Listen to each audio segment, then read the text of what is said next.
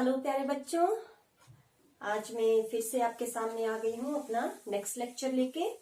Okay, हमने अपने पिछले लेक्चर में जो था रदरफोर्ड के थॉमसन और रदरफोर्ड के मॉडल के बारे में पढ़ा, उनकी ड्रॉबैक्स पढ़ी और साथ में एटॉमिक नंबर और आपको एटॉमिक मास वगैरह के बारे में बताया, कैसे इलेक्ट्रॉन, प्रोटॉन और न्यूट्रॉन का हम पता लगाते हैं। वो सब चीजें आपके बारे से हमने डिस्कस करी थी। और आज हम पढ़ेंगे अच्छा इलेक्ट्रोमैग्नेटिक रेडिएशन। अब क्यों बात इलेक्ट्रोमैग्नेटिक, अचानक से ये मॉडल से इलेक्ट्रोमैग्नेटिक रेडिएशन तक हम क्यों आ गए? तो हुआ ऐसा था बेटा कि रदरफोर्ड का मॉडल और बोहर के मॉडल के बीच में कुछ न्यू डिस्कवरीज हुई, कुछ नए कंसेप्ट आए जिन्होंने बाद में बोहर के मॉडल में बहुत ज्यादा हेल्प करी। तो बोहर का मॉडल पढ़ने से पहले कौन कौन से जो कंसेप्ट थे उनके बारे में हम पढ़ेंगे, ठीक है ना। और इन्हीं कंसेप्ट्स को अगर आप समझेंगे तभी आपको बोहर का मॉडल भी अच्छे से समझ आएगा, ठीक है। तो बोहर की डिस्कवरी से पहले दो चीजें जो थी बेटा, वो नए कंसेप्ट जो थे वो राइज हुए, वो थे इलेक्ट्रोमैग्नेटिक रेडिएशंस का और सेकंड एटॉमिक स्पेक्ट्रा का, ठीक है। आज हम इलेक्ट्रोमैग्नेटिक रेडिएशंस के बारे में ही पढ़ेंगे। तो इलेक्ट्रोमैग्नेटिक रेडिएशंस एक्चुअली में क्या है? वो रेडिएशंस हैं जिनमें इलेक्ट्रिक और मैग्नेटिक फील्ड जो है वो एसोसिएटेड होती है और एक दूसरे के वो क्या होते हैं, परपेंडिकुलर होती हैं, ठीक है। चलो वो चीज करते हैं हम अभी, लेकिन पहले ये चीज समझ लो कि जब इलेक्ट्रोमैग्नेटिक रेडिएशंस आई तो बोला कि जो रेडिएशंस हैं वो दो तरह का बिहेवियर शो करती हैं। इलेक्ट्रोमैग्नेटिक रेडिएशन समझ लो, लाइट, जो सन की लाइट है वो भी ईएम रेडिएशन है हमारी, ठीक है। जो हमारी सनलाइट है वो भी इलेक्ट्रोमैग्नेटिक रेडिएशंस है। ये वो रेडिएशंस होती हैं बेटा जिनको मीडियम की जरूरत नहीं होती है, ठीक है। मीडियम का क्या मतलब? जैसे हमारी साउंड वेव्स है बेटा, वैक्यूम में हमें साउंड सुनाई नहीं देती, क्योंकि साउंड को किस चीज की जरूरत होती है? मीडियम की जरूरत होती है, ठीक है। लेकिन जैसे हमारी लाइट है, सन के पास, सन से होती हुई अर्थ तक आती है, तो बीच में वैक्यूम है, लेकिन वो रुकती थोड़े नहीं है, ठीक है ना। तो लाइट को मीडियम की जरूरत नहीं पड़ती है, ठीक है। तो इलेक्ट्रोमैग्नेटिक रेडिएशंस वो रेडिएशंस होती हैं जिनको ट्रैवल करने के लिए बेटा मीडियम की जरूरत नहीं पड़ती है। तो साइंटिस्ट ने बोला कि जो इलेक्ट्रोमैग्नेटिक रेडिएशंस हैं वो ड्यूल बिहेवियर शो करती हैं, दो तरह का बिहेवियर शो करती हैं। एक तो वो वेव लाइक होती हैं और सेकेंड वो कैसी होती हैं, पार्टिकल लाइक होती हैं। मतलब पार्टिकल भी है लेकिन कैसे ट्रेवल कर रहा है, एक वेव के जैसे ट्रेवल कर रहा है। तो वेव बिहेवियर शो करती हैं और एक ऐसी बिहेवियर शो करती हैं, पार्टिकल लाइक बिहेवियर शो करती हैं, ठीक है ना। ये इलेक्ट्रोमैग्नेटिक रेडिएशंस के बारे में एक कंसेप्ट था, ठीक। अब ये समझने से पहले आप ये समझ लो कि वेव होती क्या है एक्चुअली में। वेव, तो वेव एक्चुअली में डिस्टर्बेंस है which originate from any vibrating source. Wave क्या है बेटा? वेव इस तरह से है ना, जैसे आप क्या करते हैं, पानी में पत्थर मारते हैं ना, तो जहां पे पत्थर मारा, पत्थर की वजह से वहां पे क्या हुई, वाइब्रेशन।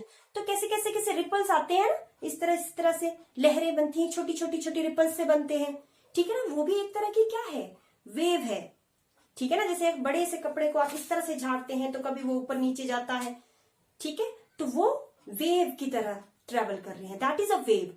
तो कोई भी वाइब्रेटिंग सोर्स जब कोई डिस्टरबेंस पैदा करता है तो वो आपका क्या आता है, वो आपकी वेव आती है बच्चे। जैसे हमने इस तरह से दिखाया, ये क्या है, हमारी वेव चल रही है, ठीक है।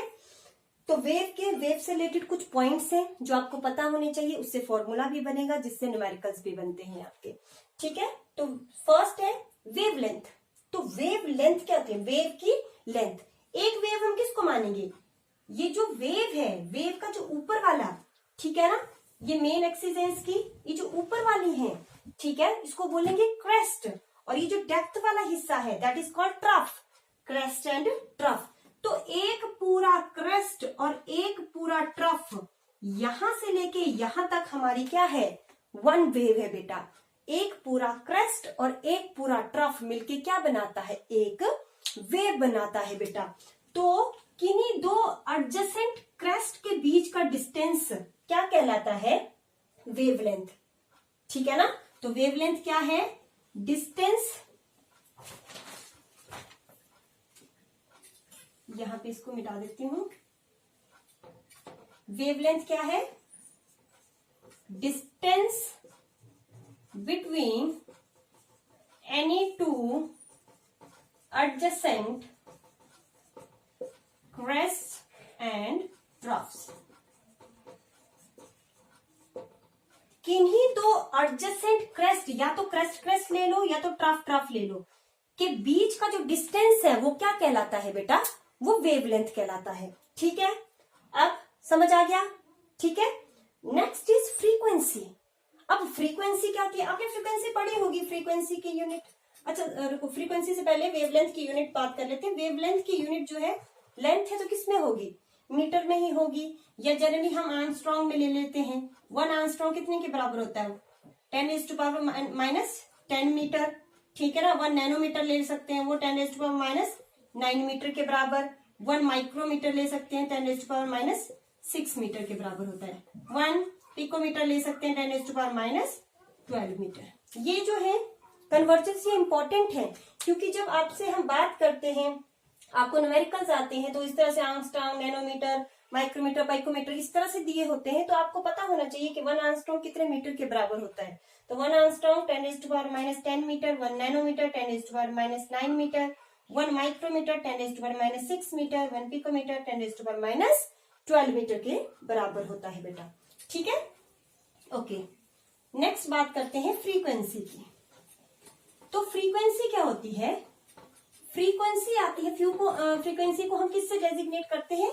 न्यू से डेजिग्नेट करते हैं। ये जो सिंबल होता है इसको न्यू बोलते हैं बेटा। आपने यूनिट पढ़ी होगी, फ्रीक्वेंसी की यूनिट क्या होती है? हर्ट्ज होती हैं। ठीक है ना, और साइकिल्स पर सेकंड भी होती है। तो फ्रीक्वेंसी होती है number of waves that passes through a particular point in 1 second. ठीक है, number of waves passes through a particular point या गिवन पॉइंट इन 1 सेकेंड। अब इसका क्या मतलब है? इसका मतलब है कि जैसे इसको पॉइंट मान लिया मैंने, एक पॉइंट। ठीक है, ठीक। तो इस पर्टिकुलर पॉइंट में से 1 सेकेंड में से कितनी वेव्स जो है पास होती हैं, वो हमारी फ्रीक्वेंसी आ गई। जैसे देखो, ये एक पॉइंट है, ये पूरी वेव है ऐसे। ठीक है ना, एक, तो 1 सेकेंड के अंदर इस पॉइंट को क्रॉस करके या इस पॉइंट को क्रॉस करके कितनी वेव गई? 1 गई, 2 गई, 3 गई, 4 गई, 5 गई, 6 गई। 1 सेकेंड में जितनी वेव्स गई, ठीक है ना, इस जगह से, जैसे मैं वो पॉइंट हूं, तो मुझ में से क्रॉस करके एक पूरी वेव बेटा पर, एक पूरा क्रेस्ट और एक पूरा ट्रफ, कितना पास होके गया? ठीक है ना, 1 सेकेंड में कितनी गई? 10 जा सकती है, 5 जा सकती है, 2 भी जा सकती है, जितनी मर्जी गई, वो हमारी क्या कहलाती है? फ्रीक्वेंसी। अब फ्रीक्वेंसी कैसे इंक्रीज करती है बेटा? जैसे देखो, जितनी बड़ी वेव होगी, जैसे जितनी बड़ी वेव होगी, उस वेव को ज्यादा डिस्टेंस लगेगा ट्रेवल करने के लिए, और जितनी छोटी इस तरह की वेव होगी कंजस्टेड, तो वो इस छोटे से पॉइंट में से 1 मिनट में 20 भी निकल सकती हैं। लेकिन इतनी बड़ी वेव होगी तो उसको जाते जाते टाइम लगेगा। तो अगर इतनी बड़ी वेव होगी तो मुश्किल से 3 या 4 ही 1 सेकेंड में क्रॉस करेंगी। लेकिन इस तरह की छोटी छोटी छोटी कंजस्टेड वेव्स होंगी तो जल्दी जल्दी 1 सेकेंड में बहुत सारी वेव्स क्या हो जाएंगी? पास हो जाएंगी। ठीक है ना, तो इस तरह से जो इसमें फ्रीक्वेंसी ज्यादा होती है और इसमें फ्रीक्वेंसी कम होती है। ठीक है ना, समझ आ गया ना फ्रीक्वेंसी कम ज्यादा का क्या मतलब हुआ? ठीक है, कि 1 सेकेंड में कितनी वेव्स पास करती हैं बेटा? जितनी ज्यादा वेव्स पास करती होंगी उतनी ही ज्यादा क्या होगी? फ्रीक्वेंसी होगी। समझ आ गया आपको? ओके, नेक्स्ट आपका आता है, ये हो गया। नेक्स्ट आता है आपका वेलोसिटी। वेलोसिटी तो आपको पता है, वेलोसिटी क्या होता है? Distance travelled by wave in 1 second. अब देखो, distance travelled by wave in 1 second, जैसे 1 सेकेंड में एक वेव जा रही है ऐसे, फिर वो आगे को, फिर आगे को। अब इस बार हम नंबर ऑफ वेव्स नहीं देख रहे, हम एक ही वेव को देख रहे हैं कि एक वेव चले जा रही है, चले जा रही है, चले जा रही है, चले जा रही है। तो 1 सेकेंड में उस अकेली वेव ने कितना डिस्टेंस ट्रेवल्ड किया, वो क्या आ गया? वो आपकी वेलोसिटी आ गई। और वेलोसिटी किसमें देखकर मेजर करते हैं हम? क्या यूनिट है? मीटर पर सेकेंड है हमारी वेलोसिटी की यूनिट बेटा। और जो आपकी जनरली हम वेलोसिटी किसकी, यहाँ पे जब न्यूमेरिकल्स लेते हैं तो हम लाइट की वेलोसिटी कंसीडर करते हैं 3 इंटू 10⁸ मीटर पर सेकेंड।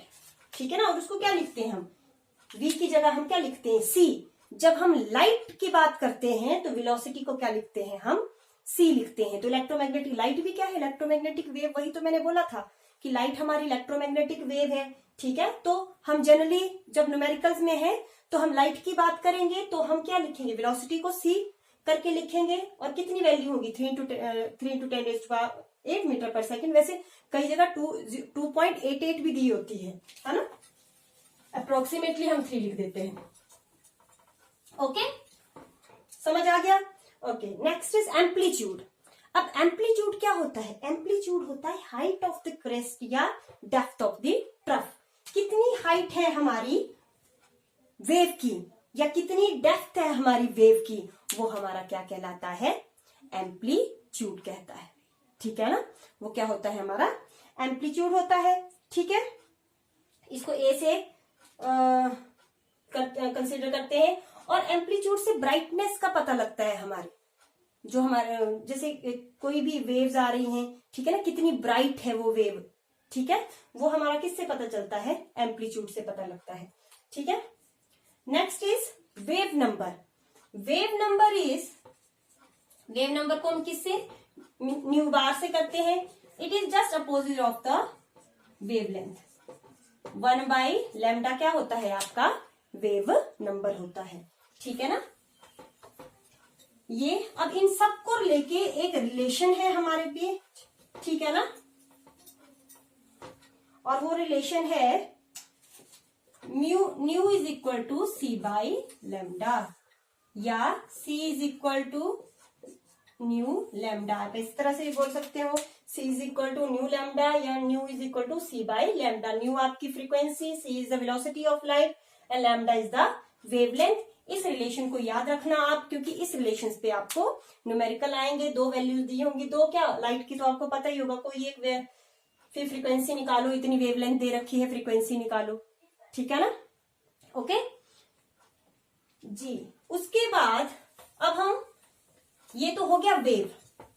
तो हमने क्या बोला कि जो इलेक्ट्रोमैग्नेटिक रेडिएशंस हैं, जो हमारी लाइट है, वो कैसी है, वेव के जैसी ट्रेवल करती है। तो वेव क्या होती है, हमने बता दिया कि वेव में ये सब चीजें एसोसिएटेड होती हैं। ठीक है, तो ये तो हमारी सिंपल वेव थी, जैसे साउंड वेव। और इलेक्ट्रोमैग्नेटिक वेव हमारी कैसी होती हैं, जो मीडियम के ऊपर डिपेंड नहीं करती। अब नाम में लिखा है इलेक्ट्रोमैग्नेटिक वेव, मतलब इलेक्ट्रिक और मैग्नेटिक फील्ड दोनों ही क्या चली हैं, दोनों ही परपेंडिकुलर हैं। अगर ये देखो, अगर इस तरह से आपकी एक इलेक्ट्रिक फील्ड ट्रेवल कर रही है, तो इस तरह से क्या होगी, मैग्नेटिक फील्ड एक दूसरे के परपेंडिकुलर है बेटा, जैसे इस तरह से। ठीक है ना, इलेक्ट्रिक फील्ड ऐसे चली है तो उसके परपेंडिकुलर क्या चलेगी, मैग्नेटिक फील्ड चलेगी वेव के। ठीक है ना, समझ आ गया, ठीक लग गया पता। इलेक्ट्रोमैग्नेटिक वेव्स वो वेव्स होती हैं जिनमें इलेक्ट्रिक फील्ड और जो मैग्नेटिक फील्ड है बेटा, वो एक दूसरे के परपेंडिकुलर होती हैं वेव के साथ। ठीक, समझ आ गया, ओके। और इनको मीडियम की जरूरत नहीं होती है, जो इनको ट्रेवल करने के लिए मीडियम की जरूरत नहीं होती है। अब आगे हम डिस्कस करेंगे इलेक्ट्रोमैग्नेटिक स्पेक्ट्रम। इलेक्ट्रोमैग्नेटिक, अब स्पेक्ट्रम क्या होता है, स्पेक्ट्रम होता है कि जब भी हम किसी चीज को अरेंज करते हैं इंक्रीजिंग या डिक्रीजिंग ऑर्डर में, ठीक है, तो जो हमारी इलेक्ट्रोमैग्नेटिक, अब इलेक्ट्रोमैग्नेटिक रेडिएशन कोई एक रेडिएशन थोड़ी नहीं है, बहुत सारी इलेक्ट्रोमैग्नेटिक रेडिएशंस है। X rays, ultraviolet rays, cosmic rays, visible rays, microwaves, radio waves, ये सारी इलेक्ट्रोमैग्नेटिक रेडिएशंस है। अब इन सारी इलेक्ट्रोमैग्नेटिक रेडिएशंस को हमने अरेंज किया हुआ है in the increasing order of their wavelength, और उसको का नाम दिया है इलेक्ट्रोमैग्नेटिक स्पेक्ट्रम। आप सबने देखा है कि लाइट में ना, जैसे सूरज की जो रोशनी आती है, लाइट है, तो हम बोलते हैं ना कि उसमें बहुत सारी अल्ट्रावायलेट वेव्स भी है, इंफ्रारेड भी है, सन की रेडिएशन में अल्ट्रावायलेट है, इंफ्रारेड भी है, तो वो सारी क्या है, वो सारी इलेक्ट्रोमैग्नेटिक रेडिएशंस हैं। तो उनको हमने वेवलेंथ की इंक्रीजिंग ऑर्डर में क्या किया है, अरेंज कर दिया है, और उसको बोला इलेक्ट्रोमैग्नेटिक स्पेक्ट्रम। ठीक है ना, तो कैसे, इंक्रीजिंग वेवलेंथ।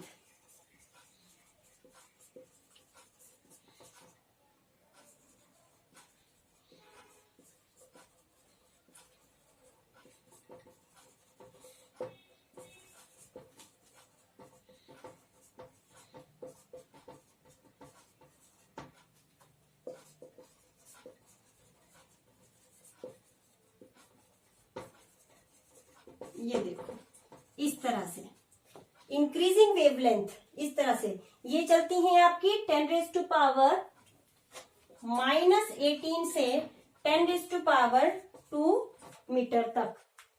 ये आपकी वेवलेंथ 10⁻⁻18 कॉस्मिक से लेके 10⁻² मीटर तक आगे तक। ये क्या है? इंक्रीजिंग ऑर्डर है wavelength of light, wavelength of different electromagnetic radiations का। ठीक है ना। तो सबसे ज्यादा सबसे कम वेवलेंथ किसकी है? कॉस्मिक की, उसके बाद गामा, फिर एक्सरेज, फिर अल्ट्रावायलेट, फिर विजिबल, इंफ्रारेड, माइक्रो, और जो सबसे ज्यादा वेवलेंथ है बेटा वो आपकी रेडियो वेव्स की है। ठीक है ना। विजिबल के अंदर विवग्योर आता है आपका,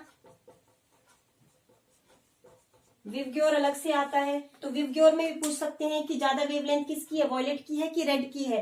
तो इंक्रीजिंग ऑर्डर में चलेंगे तो ऑब्वियस है कम विजिबल है और ज्यादा वेवलेंथ किसकी है? रेड की है। ठीक है ना। तो और जो वेवलेंथ, अब देखो एक फॉर्मूला, अभी तुम्हें जो फॉर्मूला करवाया nu is equal to c by lambda, तो फ्रीक्वेंसी और लैम्डा आपस में क्या है? इनवर्सली प्रोपोर्शनल है बेटा। तो अगर ये वेवलेंथ इंक्रीजिंग ऑर्डर है तो फ्रीक्वेंसी का कैसा ऑर्डर होगा? ये डिक्रीजिंग फ्रीक्वेंसी। फ्रीक्वेंसी का कैसा ऑर्डर होगा? ये फ्रीक्वेंसी का डिक्रीजिंग ऑर्डर होगा। मतलब सबसे कम फ्रीक्वेंसी रेडियो वेव्स की है और सबसे ज्यादा किसकी है? कॉस्मिक वेव्स की। अब ये आपको पूरा का पूरा स्पेक्ट्रम करने को नहीं आ जाता है। आपको कैसे आएगा? ये कोई भी आपको 3-4 दे देंगे, इनको बोलेंगे अरेंज करो, या इनमें से कौन सी सबसे ज्यादा वेवलेंथ है किसकी। ठीक है ना। रेड लाइट की कलर में भी पूछ सकते हैं कि किसकी सबसे ज्यादा वेवलेंथ है। ठीक। अब इनको याद करने का, क्योंकि मैंने कैसे याद किया है, मैंने ऐसे याद किया है, कगए उवई मरी, कगए उवई मरी, फिर से कगए उवई मरी। Cosmic, gamma, infrared, ultraviolet, visible, और ये आपके ये आ गई cosmic rays, gamma rays, X rays, ultraviolet, visible, infrared, microwaves and radio wave. Cosmic, gamma, X rays, ultraviolet, visible, infrared, microwave and radio waves. इस तरह से आप इनको याद कर सकते हैं। इनकी पर्टिकुलर वेवलेंथ याद करने की जरूरत नहीं है, बस ये पता होना चाहिए कि increasing wavelength and decreasing frequency. ठीक है। तो आज के लिए इतना ही है। अभी आपको एक आइसोटोप आइसोबार करवाना रह गया है, वो अपने लेक्चर में करवाती हूँ। ठीक है। तो आज आपने इलेक्ट्रोमैग्नेटिक रेडिएशंस के बारे में पढ़ लिया।